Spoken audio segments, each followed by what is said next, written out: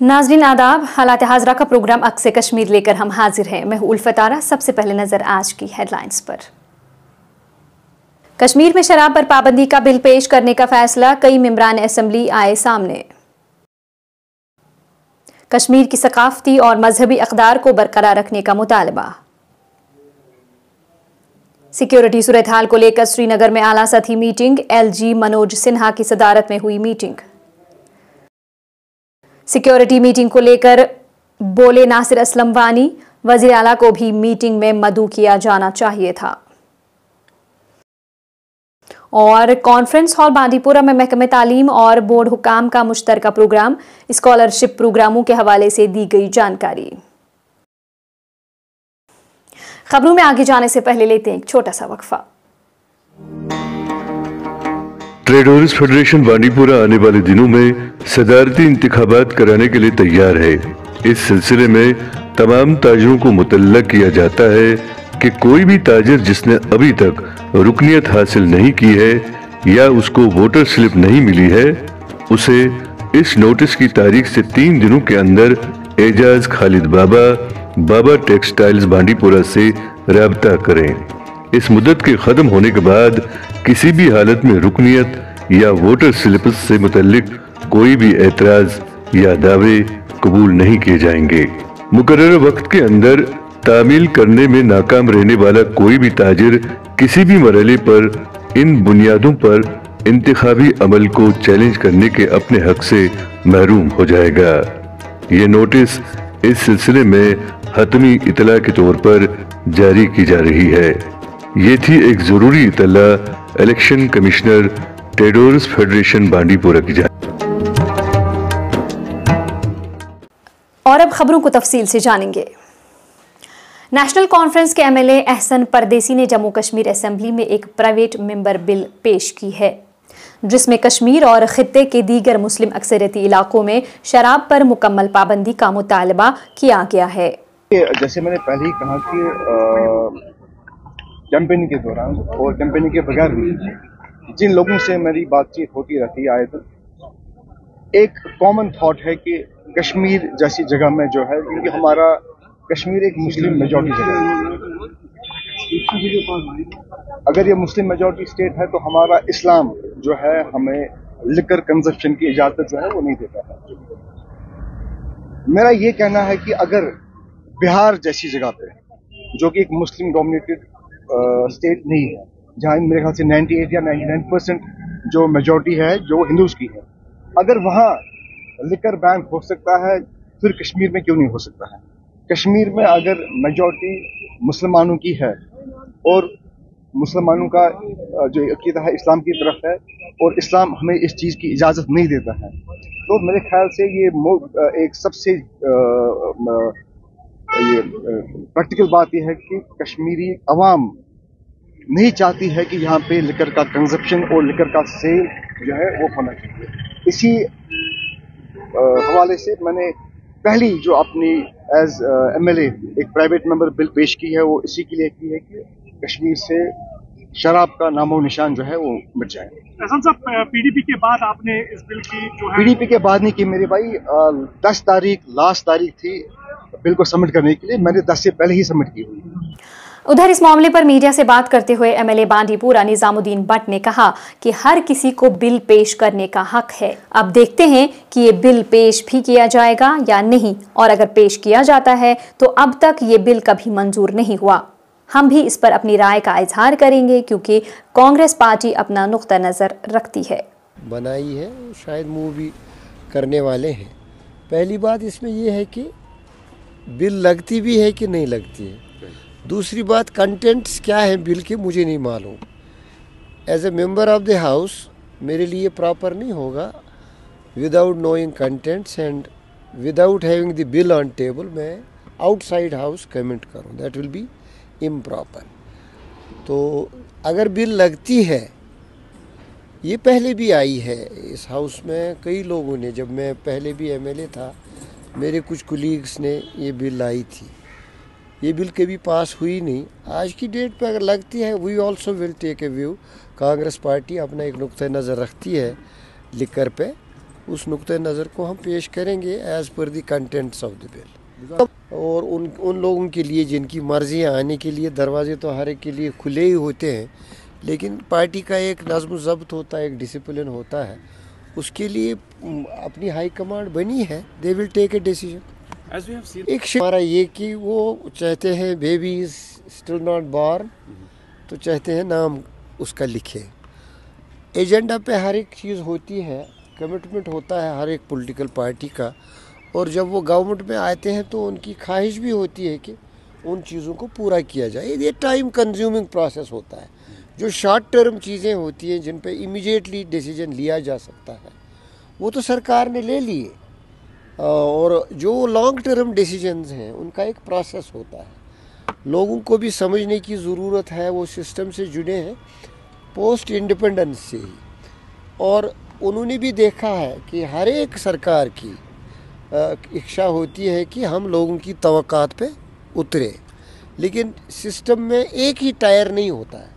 जैसे आप ले लो, उमर साहब इस वक्त चीफ मिनिस्टर हैं, हम उनके प्री पोल एलाइज हैं, पोस्ट पोल में हम सरकार के साथ नहीं हैं।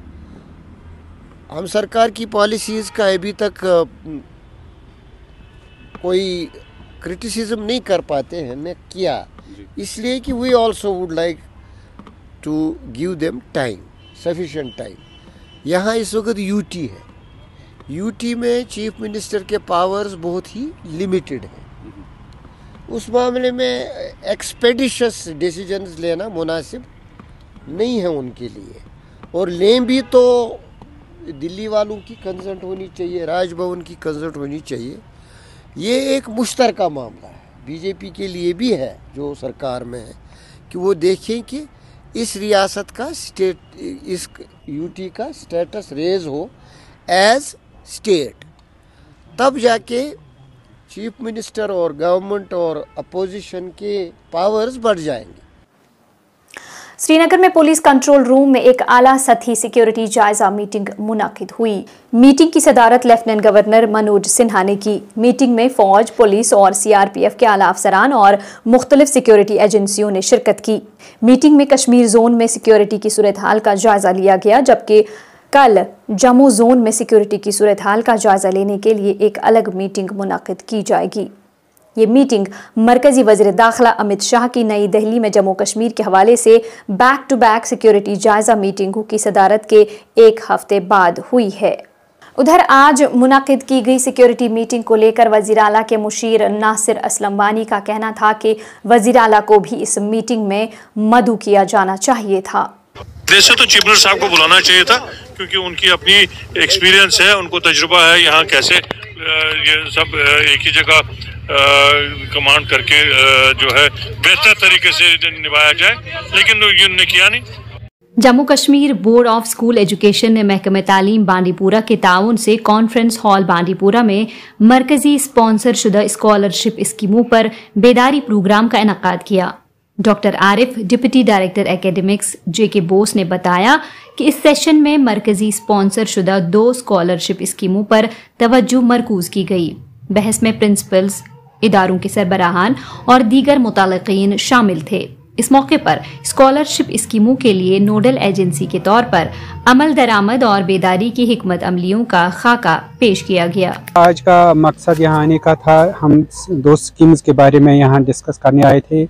हमारे जो यहाँ पर प्रिंसिपल साहिबान है, जो हमारे HOIs है, हायर सेकेंडरी में काम करते हैं या हाई स्कूल्स में काम करते हैं, उनको हमने एक सॉर्ट ऑफ अवेयरनेस की regarding the centrally sponsored scholarship schemes, क्योंकि board of school education nodal agency है कुछ स्कॉलरशिप स्कीम्स के इम्प्लीमेंटेशन के लिए, जिसमें मेन है नेशनल मीन्स का merit come scholarship scheme for class 9th onward students के लिए, और एक और 2 स्कीम्स के बारे में हमने यहाँ डिस्कस किया। एक है central sector scheme for college and university students के लिए। इसके साथ साथ हम यहाँ पर आए थे क्योंकि जो अगर आप देखेंगे कि NEP 2020 काफ़ी बात कर रही है regarding the out of school children को, तो उनके लिए कैसे हम अल्टरनेटिव एक स्कूलिंग प्रोवाइड करें, जिसमें स्टेट ओपन स्कूल का काफ़ी अहम रोल है।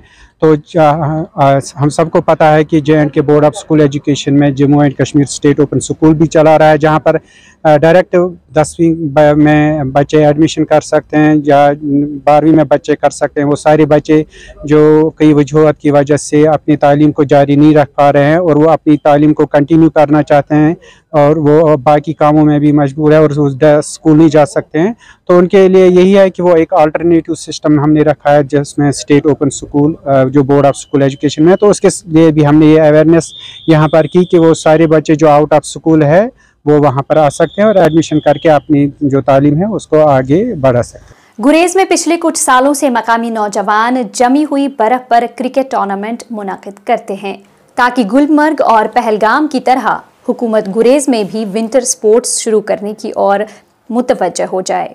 पहले पहल अगरचे ये स्नो क्रिकेट सिर्फ गुरेज तक महदूद था, लेकिन अब तुलेल और बगतूर में भी स्नो क्रिकेट टूर्नामेंट मुनाकिद करने का सिलसिला शुरू हो गया है। पिछले चंद सालों से यहाँ गुरेज में एक रुझान है यहाँ के नौजवानों में पैदा हुआ है कि वो विंटर में यहाँ पर क्रिकेट के खेलों का इनेकाद कर रहे हैं, क्योंकि आप अच्छी तरह से वाकिफ हैं गुरेज 3 जोनों में बटा हुआ है। एक है ऊपर वाला जोन तलेल, दूसरा मिडल जोन गुरेज और भगतौर, और हर जगह में विंटर के इन चंद महीनों में नौजवान आपस में क्रिकेट खेलते हैं 2-2, 3-3 गाँवों मिलकर। तो इस कड़ी के सिलसिले में मेरी गुजारिश होगी कि अगर जो हमारी इस वक्त एडमिनिस्ट्रेशन है वो सरकारी तौर पर एक बड़े टूर्नामेंट का यहाँ पर सर्दियों में इनेकाद करे, ताकि ये जो नौजवानों का रुझान है ये मज़ीद खेलों की तरफ हो जाए। तो मेरी हुकूमत से भी गुजारिश होगी और जो मुकामी MLA है नज़ीर गुरेजी, उनसे भी मेरी गुजारिश होगी कि सरकारी तौर पर गवर्नमेंट की तरफ से इनको फाइनेंस करके यहाँ के नौजवानों को विंटर जो टूर्नामेंट है क्रिकेट वगैरह का उसकी तरफ इनको राग़िब किया जाए। तो मेरी यही हुकूमत से गुजारिश होगी। Care foundation and charitable trust ने आज बांदीपुरा के सुंबल सोनावारी इलाके में अपने नए दफ्तर का इफ्तिताह किया। तकरीब में GDC सुंबल की प्रिंसिपल प्रोफेसर शबीना इकबाल और SDPO सुंबल मोहम्मद अमीन भट्ट समेत कई मौजूदीन ने शिरकत की। प्रोग्राम के दौरान बांदीपुरा के कई सहाफ़ियों को सहाफ़त में उनकी शराकत के लिए एजाज़ से नवाजा गया। केयर फाउंडेशन और चैरिटेबल ट्रस्ट की चेयरपर्सन मोहतरमा महजबीन नबी ने तकरीब का इनकाद किया। ऑफिस को यहाँ पर इनोग्रेट किया क्योंकि हमें लगा यहाँ पर जो सुंबल सोनावारी एरिया है, हमें लगा यहाँ ऐसे ऑफिसों की और यहाँ पर इस तरह से काम करने की बहुत ज़रूरत है, क्योंकि यहाँ की जो लेडीज़ है जेंट्स तो यहाँ पर वो तम्बाकू नाशी वो तो करते ही हैं, मगर यहाँ की औरतें भी उस वबा में बहुत हद तक मुब्तला है और यहाँ की छोटी छोटी बच्चियाँ जो हैं वो काफ़ी टैलेंटेड हैं। तो हमें लगता है कि उन बच्चियों के साथ कहीं ना कहीं ज़्यादती हो रही थी, क्योंकि उनके दिल में जो शौक़ है वो जो करना चाहते हैं तो उनके पास उनके वो साधन नहीं थे। तो और कहीं ऐसे मसाइल है जिनमें एक सोशल एक्टिविस्ट को आगे आना चाहिए। हमें बढ़ चढ़कर ऐसी जो दूर दराज इलाके हैं, हमें बढ़ चढ़कर ऐसी जगहों पर ऐसे काम, ऐसे अवेयरनेस कैंप्स, ऐसे ऑफिस बनाने चाहिए जहाँ पर गरीब बच्चों को फ़ायदा हो, जहाँ पर गरीब बच्चों को थोड़ा सा एनवायरनमेंट भी डिफरेंट मिले और बच्चों को कुछ करने का जो उनके मन में शौक़ है तो उनको वो प्लेटफॉर्म हम आसानी से फराहम कर सके। और केयर फाउंडेशन हमेशा ऐसी जगहों पर अपनी आवाज़ उठाता रहेगा और गरीबों के लिए हमेशा आगे आता रहेगा। Thank you so much. Bandipora में महकमे हॉर्टिकल्चर ने अपनी नर्सरी में 1 हेक्टेयर जमीन पर अपनी नवियत का पहला मदर ऑर्चर्ड कायम किया है। HADP के तहत कायम किया गया ये मदर ऑर्चर्ड जदीद सहूलियात से लैस है, जिसमें drip irrigation, anti hail net और फर्टिगेशन की सहूलत शामिल है। चीफ हॉर्टिकल्चर अफसर फारूक अहमद का कहना था कि इस तरह के मदर ऑर्चर्ड कायम करने से न सिर्फ महकमे और बाग मालिकान की आमदनी में इजाफा होगा, बल्कि इन इक़दामात से ज़िला में सेब की सालाना पैदावार भी बढ़ जाएगी। ये हमें जो होलिस्टिक एग्रीकल्चर डेवलपमेंट प्रोग्राम है उसके तहत हमें बहुत सारी स्कीमें हैं HADP के तहत, जिसमें एक हमारी स्कीम है production of designer plants for promotion of high density plantation. उसमें एक एक्टिविटी हमारी जो है वो है establishment of mother orchards. Mother orchard हमने ये एस्टेब्लिश किया 1 हेक्टेयर पर, जिससे हम फ्रूट भी ले सकते हैं और ग्राफ्ट वुड भी, जो कि हम प्राइवेट में भी दे सकते हैं बाद में, और अपनी नर्सरियों में, गवर्नमेंट नर्सरी में इस्तेमाल कर सकते हैं। 1 हेक्टेयर से जो खाली ग्राफ्ट वुड का या सियान वुड जो हम लेंगे 25 लाख आमदनी आएगी एक ग्रोवर को भी और डिपार्टमेंट को भी। अगर प्राइवेट में भी हमने 1 हेक्टेयर दिया है, उनसे भी जिस वक्त वो प्राइवेट में ग्राफ्ट वुड बेचेंगे उनको 1 हेक्टेयर से 25 लाख रुपए की आमदनी आएगी, जो कि एडिशनल होगी फ्रूट से। जो उनको फ्रूट की आमदनी होगी उससे एडिशनली इसकी ग्राफ्ट वुड की आमदनी होगी। हुकूमत की जानिब से बांडीपुरा और गुरेज के दरमियान चलाई जा रही फजाई सर्विस से लोगों को काफ़ी राहत मिल रही है। एक जानिब जहां इस सर्विस की बदौलत दर्जनों दरमानदा मुसाफिरों को अपनी अपनी मंजिलों तक पहुंचाया गया है, वहीं इस सर्विस की बदौलत कुछ मरीजों को एमरजेंसी की हालत में बांडीपुरा मुंतकिल किया गया है। MLA गुरेज नज़ीर गुरेजी का कहना था कि इस सर्विस को मौसम गर्मा में सयाहों के लिए जारी रखने की कोशिश की जा रही है।